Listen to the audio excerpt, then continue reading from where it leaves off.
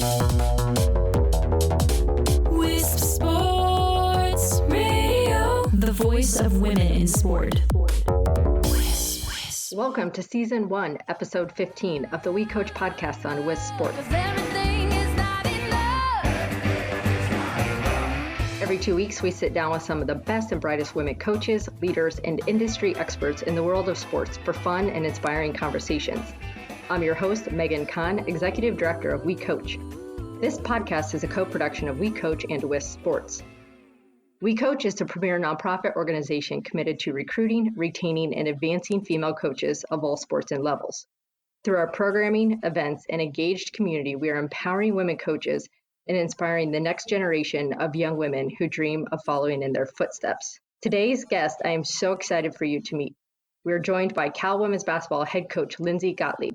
Lindsay has taken the program to unprecedented heights since being named head coach in April 2011. The same year, she was named Pac-12 Coach of the Year. She led the Bears to a Final Four appearance in 2013. As we approach Mother's Day, there's no better role model than Lindsay for balancing motherhood and the coaching profession. Lindsay, welcome to the WeCOACH Podcast. Hi, Megan. Thank you for having me. I'm very excited to be here talking to you guys. Awesome. I can't wait. I know your story. I know some of our community knows your story, and I'm excited to share it with more coaches, especially outside of women's basketball who maybe aren't as familiar. Yeah, I think it's an unbelievably important topic, talking about retaining and inspiring women coaches. So if I can be a small part of that, that would make me extremely happy today. Awesome. I'm going to put you right on the hot seat out of the gates here. I'm jumping in. You have impressive stops in your coaching career, right? Syracuse, New Hampshire, Richmond, Cal twice now. First as an assistant coach, then associate head coach, before taking your first head coaching job, I should say, at UC Santa Barbara. What was it like when you made that shift 6 inches over to the head coach's seat? Oh my gosh, it's funny. I just actually sent a text message yesterday to a friend of mine in the profession who just got her first head coaching job. And I told her, enjoy every moment of the first year. It's the craziest. It is a roller coaster at times, but there's nothing like it. So that's the best way I can describe it. No matter how prepared you feel or what experiences you've had, it's different being a head coach. I will say my mentor and the person who I worked with at both Richmond and Cal the first time, Joanne Boyle, really prepared me because she sort of let me be her partner as she took over her first coaching job at Richmond and then again at Cal. So I do feel like I had unique experiences where I was as close as I possibly could have been to experiencing what it was like to be the head coach without being the head coach. However, nothing, kind of like motherhood, nothing entirely prepares you for being a head coach. And so you have to do it. You have to call timeouts. You have to look players in the face as the head coach and, get them through hard things. You have to be the one responsible for really everything about the program. And it is a significant shift, but one that I'm really thrilled that I had the opportunity to make. So you touched on it, and I want to dive down on it. How did you know you were ready to be a head coach? Because I think females especially, we often hear them not necessarily thinking they're quite ready yet.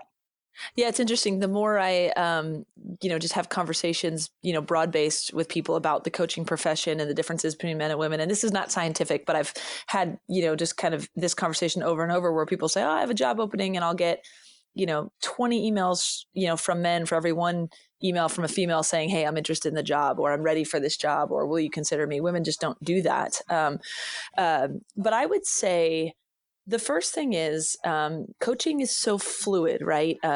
You do things way beyond your title. There isn't an apt job description for everything that we do. So I don't think there's ever one, point where something goes ding, ding, ding, you're ready for the next thing. You just kind of take things on. So as an assistant coach, if you've never done scheduling and you take it on, you figure out how to do scheduling. Or if you've never coached the posts, you've always coached the guards and you have an opportunity to do it. Obviously, you have to learn and study and be as prepared as you can be, but you don't know until you've done it that you're capable of doing certain things. So because Joanne was so willing to give me responsibility, she let me lead sections of things and essentially said, you're the head coach of the offense, or you're the head coach of recruiting, or you're the head coach of, your post group that you're coaching. That terminology was really empowering and I think made me believe that I was capable.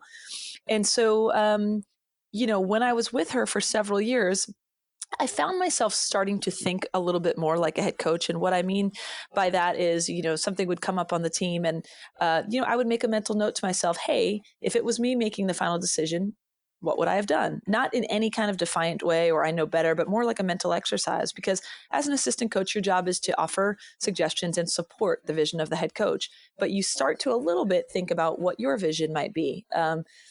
And I found myself doing that, although, I always loved being an assistant, especially for Joanne and, what we were doing at Cal. So I started to think about being a head coach, but I was fortunate that I was in a position where I could be very picky and I wasn't eager. I just started thinking about it. And then as jobs started popping up, that maybe people reached out to me or that I started thinking about, as you look at jobs and you say, yeah, I could see myself there, then you're ready. And when the Santa Barbara job became available, it had such a wonderful tradition in women's basketball. As I did some research on it, it became clear that it was a right fit for me.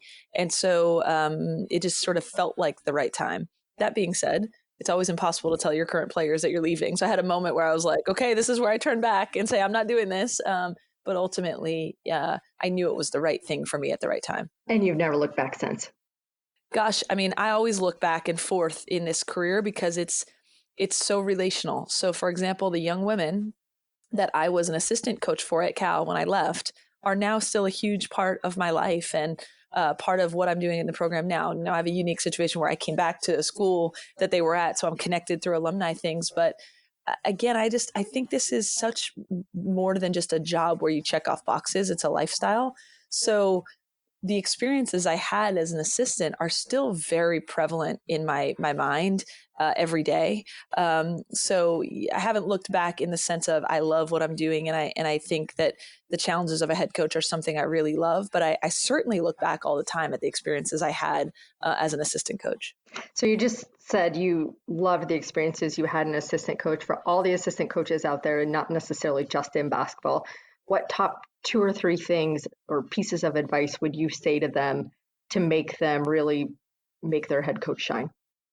Well, the first thing I would say, because I get asked a lot when people are looking for jobs, what kind of job should I take? Should I try and be, a top assistant at a smaller program? Should I try and get into a Power 5 program? And I say the same thing all the time, which is who you work for is more important than what your job title is. I think working for the right person, working with the right people will directly impact the experience you have more than what your specific job responsibility is or what your job title is. So I think the first thing is if you work for someone that you're really aligned with their beliefs, you're willing to do anything.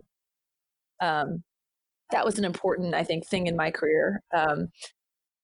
So then the other thing I would say, the advice I would give to assistant coaches is, there's that saying that says, bloom where you're planted. And I would say, enjoy being where you are and embrace being where you are. That doesn't mean you're not ambitious if you're not looking ahead to the next thing all the time. I think that if you're really invested in doing the best at the job that you have right at the moment, number one, you will make your head coach shine. You will add value to your organization, whatever sport it is. And simultaneously, you will be better preparing yourself for the next job. And so I think that's the number one thing. Be innovative, think outside the box, be willing to go beyond the job description and bring ideas to your head coach. And at the same time, recognizing that when you do sit that 6 inches over of the head coach, there's a lot on your plate. And so as an assistant coach, I think you have to be conscious of that in understanding how you can balance, the needs of the program and of the person that you work with. Mm-hmm, absolutely. What great advice. I hope all of our assistants were furiously jotting notes, or certainly they could rewind and replay this when it goes live. And then were those characteristics that you intentionally thought about when you became a head coach?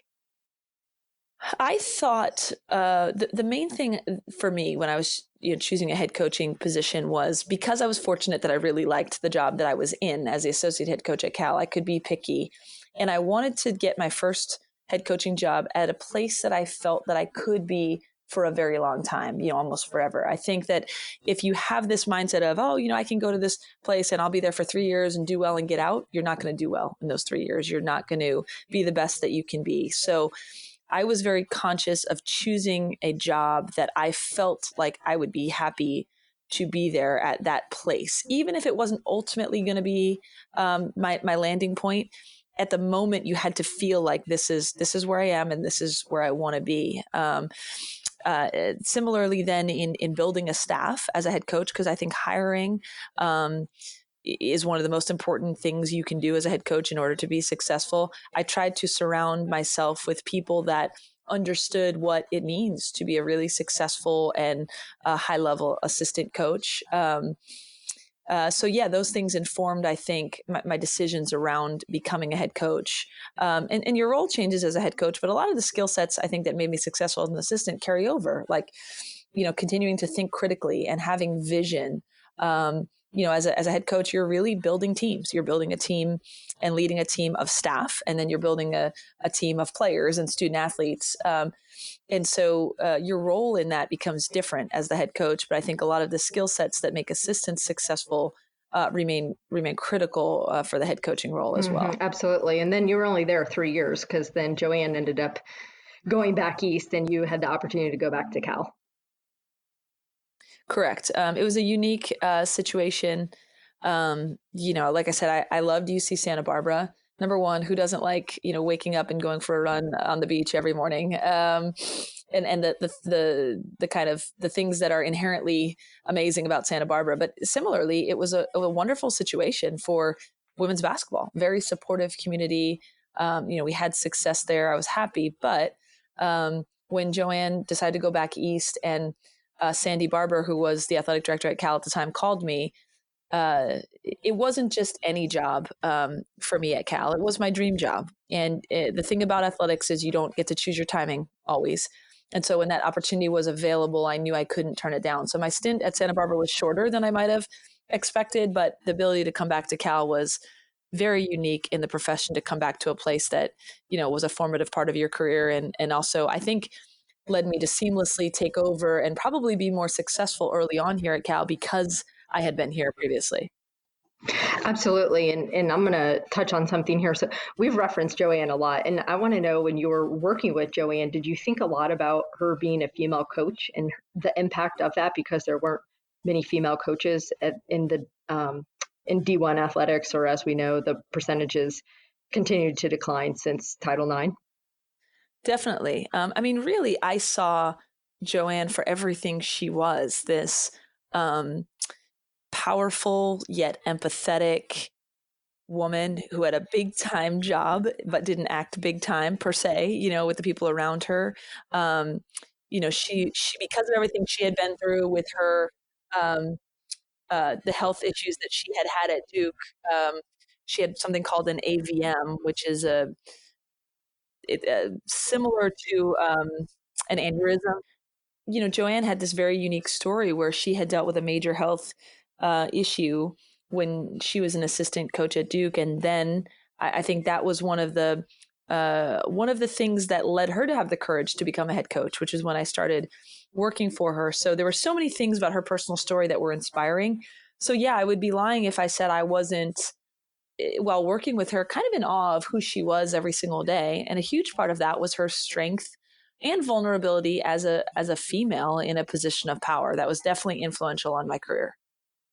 Absolutely. And then when you were back at Cal, you had the unique situation of working for a female AD. You talk about, who you work for is more important than a job title. I look at exactly what you just said a few minutes ago, and then I lay that down exactly right in that situation. Yeah.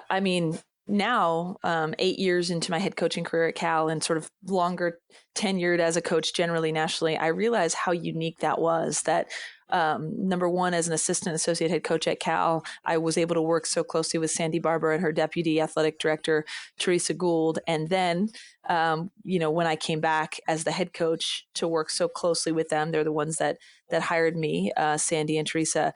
You realize how rare that really is, to have an athletic department fronted by these incredible women. And that doesn't happen everywhere. In fact, it happens a ridiculously small amount of places. I don't know what the count is now on Power 5 ADs that are women, but certainly not very many. And, representation matters. And I was able at an early point in my career to see women doing these big time things and making decisions that, affect campuses and athletic departments and people's lives. And it just sort of seemed to me like that's what you do, which is really not the case everywhere, that you get to see women in those positions of power. So I'm eternally grateful for that experience early in my career, and certainly will be a champion of more opportunities for women to be the decision makers, because it's really rare, and yet it's really important. Absolutely. Of course, I couldn't agree more on that. So I'm going to take the opportunity to segue right here to talk about women in important positions, and you as a mother. Certainly Mother's Day is approaching, where we think about who to feature as our guest on the show. I couldn't think of a better person than you. And the first question I want to know is, how in the world do you do it all? Well, first of all, that compliment you just gave me is probably one of the biggest ones anyone could give me. That, I get asked to do a lot of speaking relative to my job as a coach, but for you to say, "Oh, Mother's Day is coming, I think of you in that role too," it's pretty darn neat to hear that, right? Because I take pride in both roles. So how do I do it all? I am incredibly fortunate. I have so much more flexibility and capability than your quote unquote average woman to be able to balance my career and motherhood. And that is something that I don't take for granted. So I have this amazing job. I love my job. It's the greatest thing in the world. And I knew that I also, wanted to be a mom. So when my husband, Patrick, and I became pregnant and we knew we were going to have a baby, we had very, upfront conversations about what that would look like for both of our careers. So number one, that's cool, right? To have a partner that is willing to have that conversation with you and not just assume there are particular, roles about who will be at home. And we knew we both wanted to work. So what I've been able to do is essentially integrate my son, Jordan, who turned 2 yesterday, into my life as a coach. Not everyone gets to do that. So on the last time I met with my team before going on maternity leave, I said to them, it's really important to me to actually take a maternity leave, to be these first 3 months at home, with our baby. But when I come back, me being present and part of my players' lives is so much part of who I am as a coach. I said, that's not going anywhere. I'm just going to be integrating motherhood to it. So I said to them, I might have a baby with me when you come and stop by the office. And literally that's what it's been. I mean, I had nursed in my office with players meeting with me for the first year. I've brought him on every road trip. I've been able more so to integrate motherhood with my job than most people. Certainly there are balancing acts and decisions to be made, but not everyone gets to do that. So I'm grateful that the Cal Athletic Department has let me kind of bring my son to tag along on certain things. And I'm very fortunate that, I have the finances to also have a full-time nanny who can come, and be around, and kind of live our lifestyle a little bit. So there's a lot of people that play into this ability for me to do both of the things that mean the most to me, in addition to obviously a very understanding husband. Takes a village, right? Takes a village. Absolutely. So I want to know, do you have mom guilt? I think that we all do. One funny story is, so my son, Jordan, is very adaptable because he's been, around the team so much and some different caregivers and stuff. He's really, really good at just like going with a new person, on different days and saying, bye, mommy, and I see him in a little bit and I try to balance it. But you never like leaving and saying bye. So literally this past weekend, the team was over at our house for a brunch, and then we had to leave to go do some recruiting on campus. And so I was pulling out in the car with my assistant coach, Dale Farrow, driving, and I was in the front seat. And Jordan was in the driveway with my husband, and we start to pull away, and Jordan starts crying, which he doesn't often do, but it's like a terrible feeling to see him cry as you drive away. And then I heard Jordan, and he wasn't saying mama, mama. He was saying Dale, Dale. He was crying for my assistant coach, Dale. So that just goes to show what a tight-knit group we are, where he's crying more for my assistant coach leaving than me. But we have more times when I can balance and bring Jordan and really feel like I'm doing both. But of course I have, some mom guilt, when I have to go out recruiting and and leave him for an overnight, which I haven't had to do too often. I've brought him quite a bit, or, when I may, miss out on, bath time if I'm at the office late. But certainly I think I am more fortunate than most in that I don't have to sacrifice one part of myself completely to do the other one well. And so that's a good thing. What's the biggest adjustment you had to make personally, you think, once you had Jordan? Not having my time be completely my time. So, this is a lifestyle job, obviously, in coaching. And so, for example, if I'm in the office and players come through, it doesn't matter what is on my to-do list for that day. Those players are going to take priority. So if they come in the office and talk, and all of a sudden there's an hour and a half, and now I'm an hour and a half behind on whatever my, to-do list was that day, that was totally fine, because then I could just do it later, or stay up at night and make recruiting calls, or, kind of shift things around. Well, I've had to schedule myself more because the time with Jordan is more finite, right? Like he's going to go to bed at a certain time, or, I can't just be an hour and a half late to whatever's next. So I've had to schedule more, and still stay true to who I am, which is being accessible to my players, or being good at coaching, which involves recruiting and being on the phone. But I've had to schedule it a little bit more. I've had to be more willing to say to someone, whether it's a recruiter or one of my players, hey, definitely want to talk, but can we do it at 5:00 on Wednesday? A little bit more scheduled. And certainly the me time is less than it was before. So, my workouts go out the window once in a while, or whatever, things that I need to do. I get, a haircut less than I used to. I probably get, my nails done less than I used to, but who cares, right? If those are the things that have to be sacrificed a little bit, that's not a big deal. Yeah, absolutely. Has having Jordan changed your outlook on coaching? Yes, but probably not in the way that it does for most parents. And what I mean by that is, I think a lot of coaches who are, understandably sort of, obsessed with the outcomes and the things that make us go, sometimes winning and losing, or how we played. A lot of coaches will say, gosh, like, after a tough game, you see your kid running around and they don't know whether you win or lost. And so everything's, better again. Or if a coach that's kind of very hard shelled, then they have a child and they become a little bit more easy to see their softer side.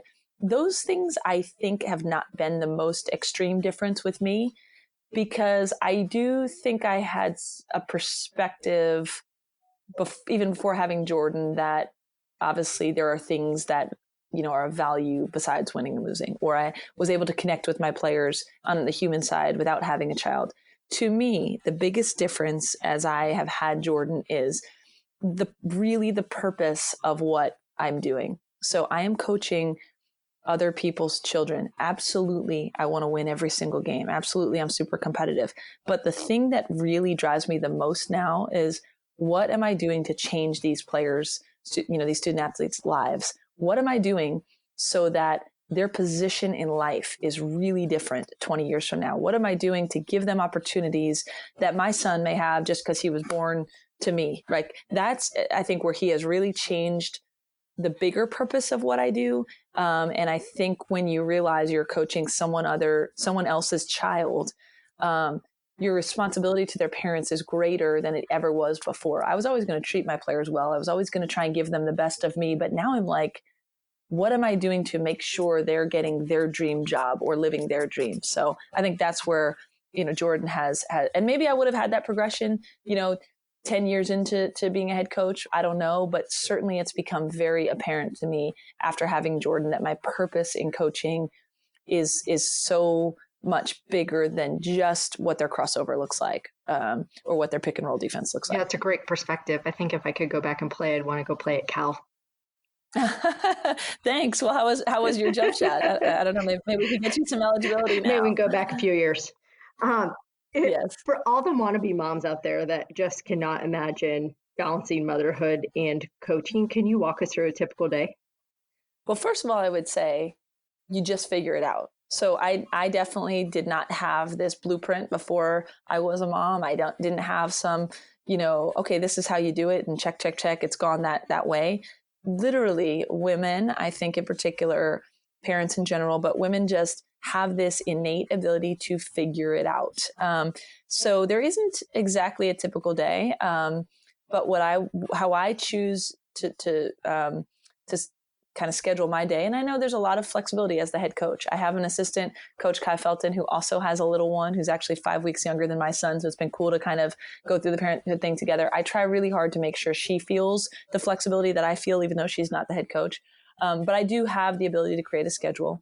So what I do is, right now Jordan is still with a full-time nanny. He will start kind of preschool / daycare in the fall, which will be a little different. But wake up in the morning and I stay at home doing work from home till about like 9:30. So there's, 2 hours in the morning that I'm home where I'm at, my desk watching film, or I'm catching up on emails, but I'm in the presence of Jordan, which for me is really important. So have a nanny there who's, helping with breakfast but I'm around him, which is really cool. And then I come to work and now he stays home. The first year he came with me every day. I just wasn't ready at 3 or 4 or 5 or 6 months to be away for 5 or 6 hours at a time. And I was still breastfeeding. So I would bring them both and he would kind of hang out in the office, do his nap time on campus, come to practice. And he was really around for a year. Now I go to work and he does his, 2-year-old things, go to the park, hang out, eat, go to sleep. And I'm at work for most of the day. And then when I get home, we hang out a little bit more again.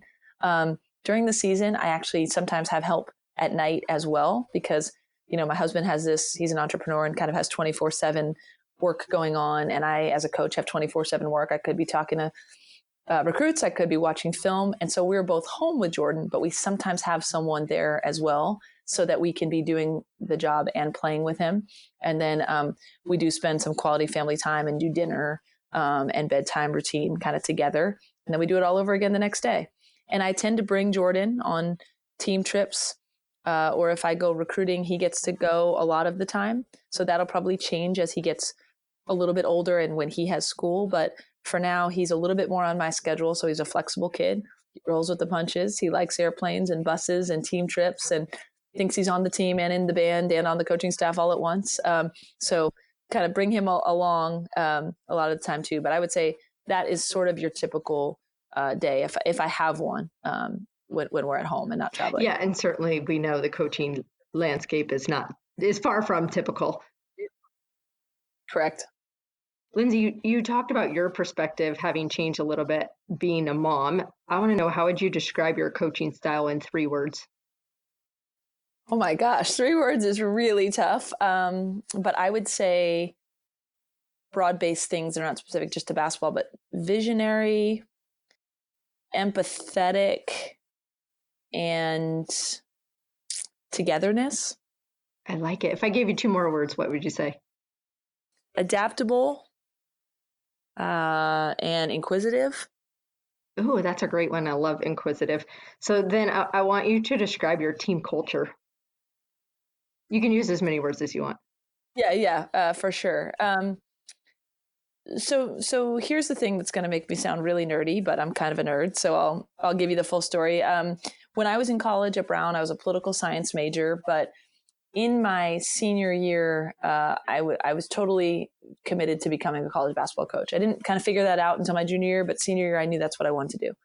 So now I'm in all these interesting political science classes, which I loved intellectually, but they weren't necessarily, heading down the pathway of coaching. But I started to see things from the lens of team building and what I wanted to do with my life. So I wrote this paper about Rousseau's notion of the social contract and how I felt that applied to a basketball team.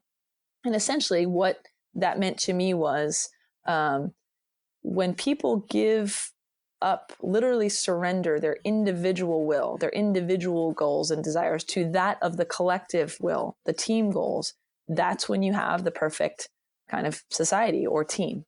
So that's a kind of nerdy intellectual way of saying the best teams that I've had and the teams with the culture that we want to emulate all the time are those where there are very driven, talented, hardworking young women who have goals, but they kind of give up.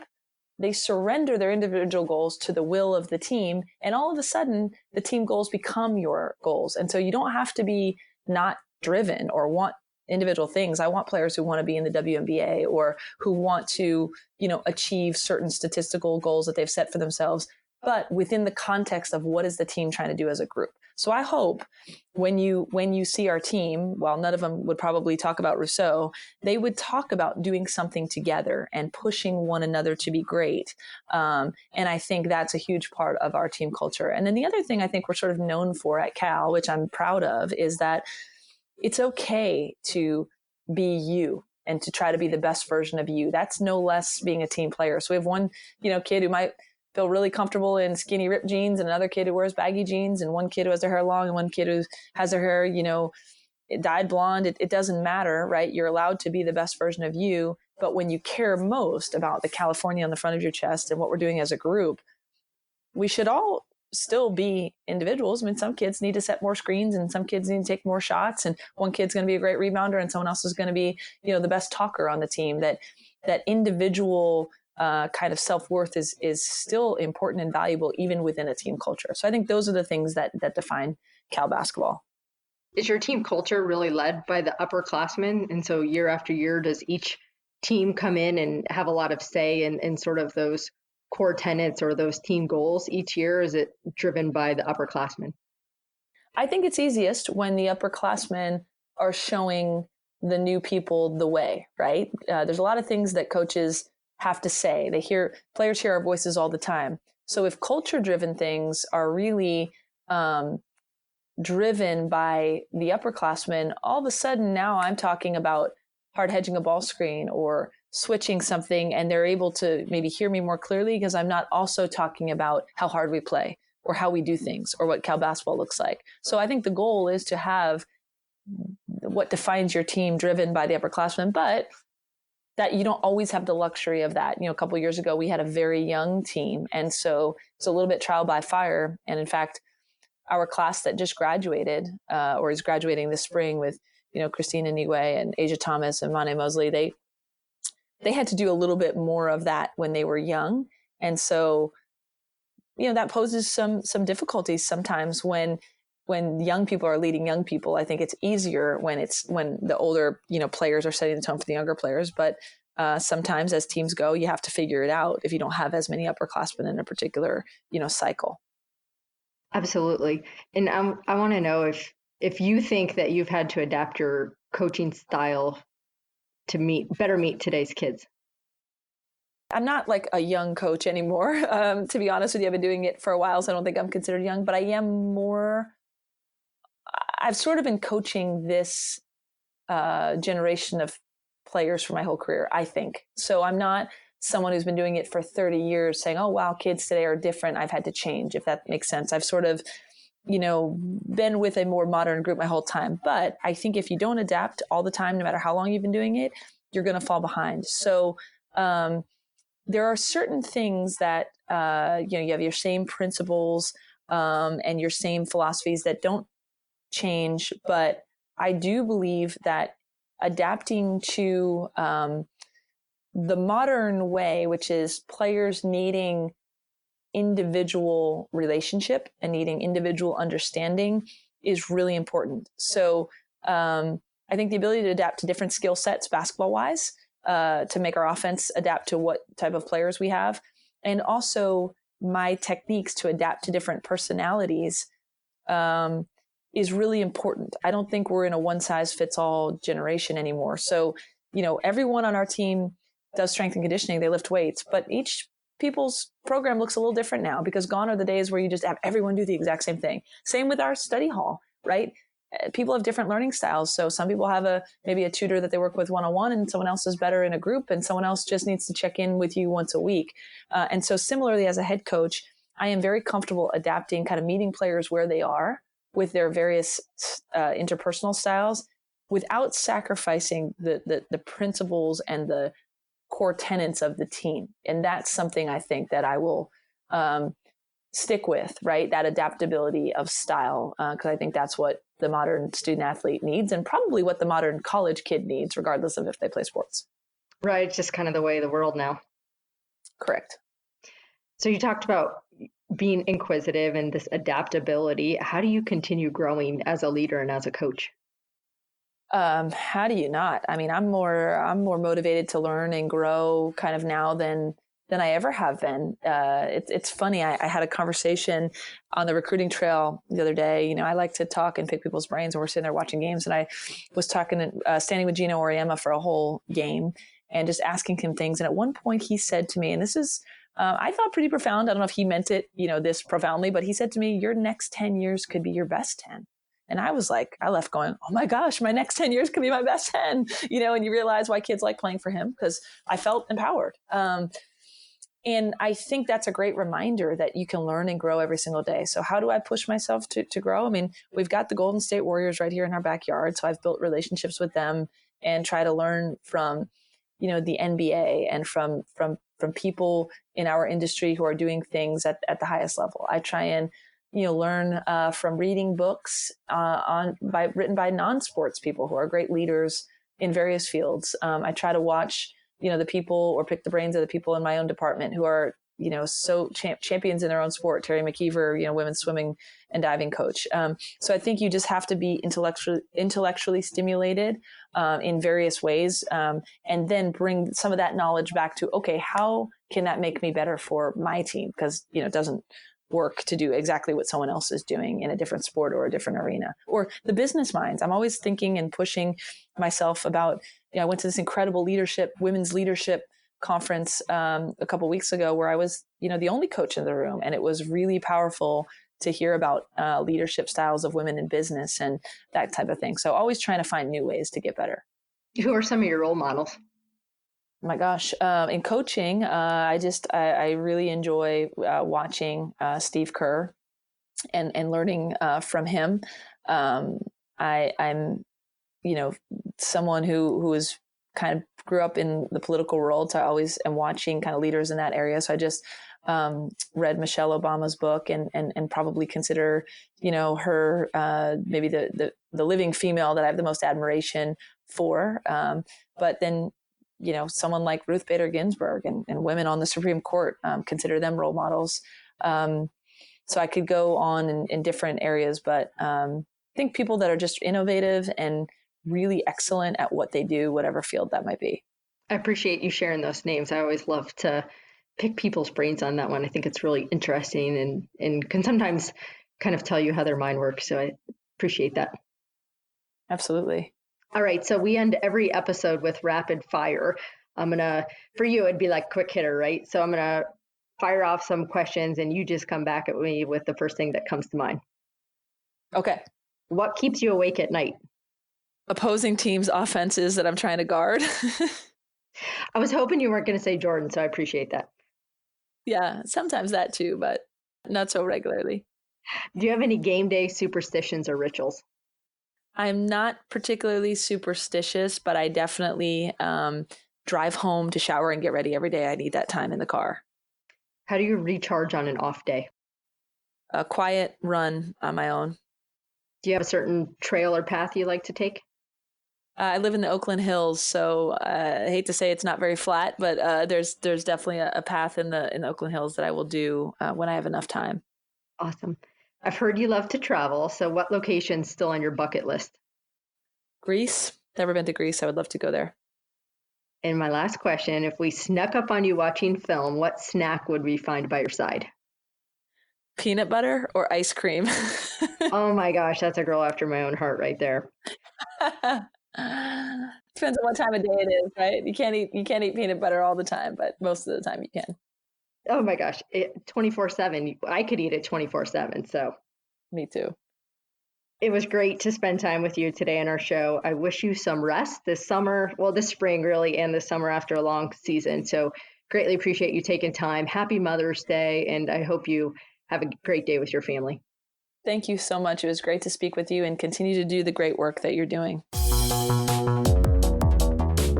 Conversations from the world of women's sports.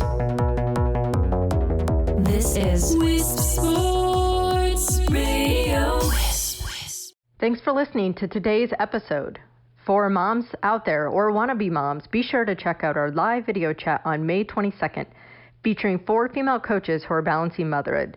The live video chat is appropriately titled, "They Say It Takes a Village and They're Right." Learn more and sign up on our website at WeCOACHSports.org. We want to hear from you regarding today's episode. Share your comments on Twitter at WeCOACH and at WisSports, or on Facebook at WeCOACH Sports and at WisSports. The show notes for this episode can be found on our show page at WisSports.com. Make sure to subscribe to WisSports on your podcast app to catch each new episode dropping every other Thursday. Until next time, all sports, one voice, WeCOACH.